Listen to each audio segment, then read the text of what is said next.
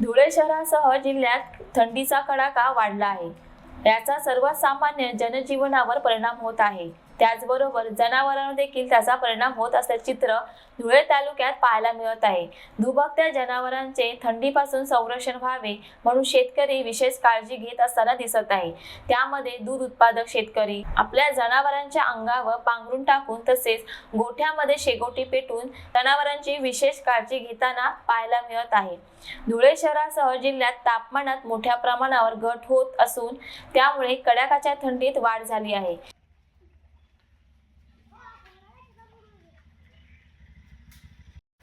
थंडीचा कडाका वाढल्यामुळे माणसं तर थंडीपासून वाचू शकतात, परंतु जनावरांना वाचवण्यासाठी आम्ही असे प्रयत्न केलेला आहे। जाळी वगैरे बांधलेली आहे आणि त्यांच्या अंगावर गोंडपाट वगैरे ते टाकून आणि रात्री परत मध्ये शेकोटीसारखं करून त्यांना ऊब देण्याचं काम करतोय।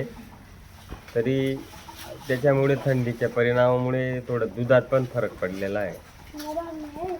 आता आपल्याकडे गारठा खूप वाढलेला आहे आणि या गारठ्याच्या अनुषंगाने आपल्याला आपल्याकडच्या मौल्यवान जनावरं जी आहेत, खास करून गाई म्हशी जे आहेत, यांची जी आपल्याला काळजी घ्यायची आहे, तर त्या काळजीच्या अनुषंगाने आपल्याला काही जे मुद्दे आहेत ते शेतकऱ्यांनी निश्चितच आपल्या पशुसंवर्धन विभागाच्या गाईडलाईन्सप्रमाणे त्याची काळजी घेणं आवश्यक आहे।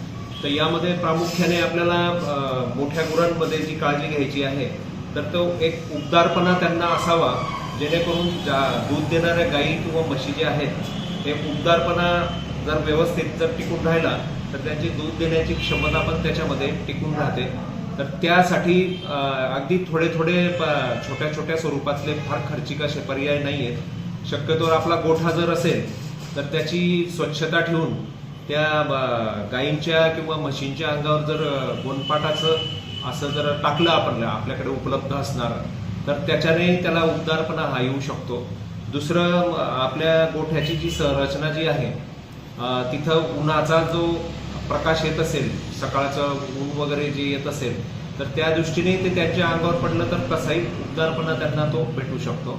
आणि खास करून हे कोवळ्या उन्हात जर ते असल्या तर त्याचं निश्चितच विटॅमिन जे आहे ड, तर हे त्यांना मिळून दूध उत्पादनामध्ये त्याचा चांगला हा वाढ ही होऊ शकते।